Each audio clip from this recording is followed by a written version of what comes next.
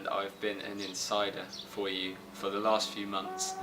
Sadly, I was only able to join the team in my final year, but that does mean that I am able to share a few thoughts and feelings with you as to things that perhaps I would like to have known when I was first getting ready to head off to university at Cardiff. Number one is accommodation, and this is quite a tricky area when it comes to looking at what Cardiff has to offer, because you're probably not going to know somebody who's stayed in every single one of the halls that Cardiff has to offer. So you go by what's said on the website or the leaflets or the videos, but you might want to try and find out a little bit about what it's like from a student perspective. Now, when looking at accommodation, there are a few areas that you need to factor in. One of them for myself was food and catering.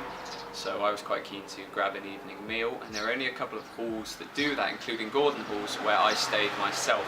So if you're looking for that, then your options are already a little more clear for you. Distance as well is quite a big factor, and I know for sure that there are a couple of halls that take a little bit longer to wander into town or wander to university. So there are positives that balance out negatives and vice versa with everything. So if you're hearing good things about Tally, or Tally South, Tally North, and the general atmosphere there, because that really is probably the closest that Cardiff comes to a small student village with regard to how close everybody is in those halls. So it's good fun, but you'd be walking a little bit further to get into town. Whereas something like St Geneth is a bit smaller. It's still got that atmosphere, but it's a good bit smaller, but you're bang on the precipice of walking into town within a couple of minutes, so that's a good option to use. Now, my biggest tip when it comes to choosing accommodation is to look at what students say. And you know, if you don't know somebody who's stayed in each and every one of the halls that Cardiff has to offer, then look online at student forums.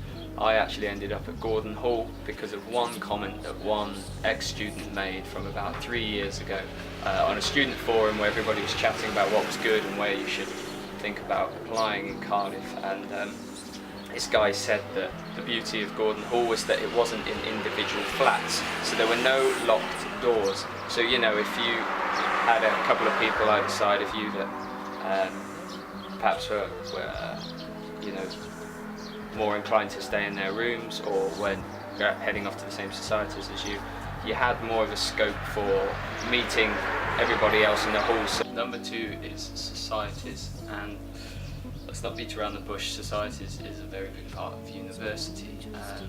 When you arrive, you'll have the societies fair, which is spread out over a couple of days, one being more dedicated to sports and one being more dedicated to general societies, and there is a very vast number of societies to choose from. That's where my advice would lie, really, in not being too excitable. Don't rush into anything. It is still possible to get involved with something even after, you know, you're supposed to have signed on and paid the fee to become a member. That's not to say don't make a beeline for the one that you're really interested in, or the one you've been waiting a summer to go and join.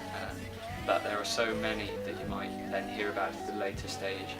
It's not too late to join now, to be interested in maybe getting stuck in the second or third year. They can be quite time consuming, especially if you're in one of the bigger ones. So I was part of the Christian Union and Express Radio, and between those two societies that took up a lot of time. So I would say be sensible as well, and if maybe you're going to go a bit over the top with how much you want to get involved with, then maybe save that for first year where you've probably got a little bit more time. However, sometimes it can be difficult sharing the time between each, being truly dedicated to the members in each society, especially if you're sort of looking for a committee position.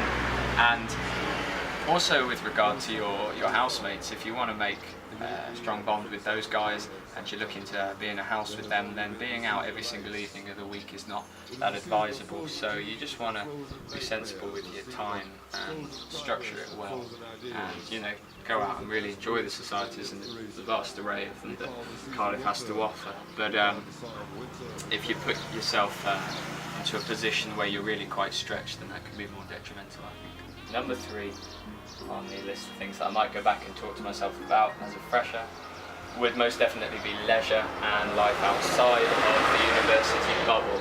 and I'll probably tell myself that there's plenty more to do than first meets the eye, and again, not to make assumptions about, you know, where it's best straight away to head out with your friends, or just don't limit yourself to the same places, because then you realise you might have gone through the entirety of first year and you're in a great city, you're in a capital, and you've hardly scratched the surface of places to head to. So if you're not a massive fan of some of the music from the more conventional clubs, and try somewhere different. If you're into food, or you're into fashion, or you're into more, just exploring life outside of Cardiff itself, then I've already done a couple of other videos and vlogs about what you can find if you're feeling a little more adventurous. But really, you've got great stretches of areas in the city itself, Albany Road, the arcades if you're looking for different places to eat, City Road, all of these places to look up, and just a bit out of the student triangle, where Cathays meets around the Students' Union. So just be more adventurous, try and convince your flatmates to go with you, or you can bide your time as well, because joining different societies, I find you meet different people who have got different interests and things.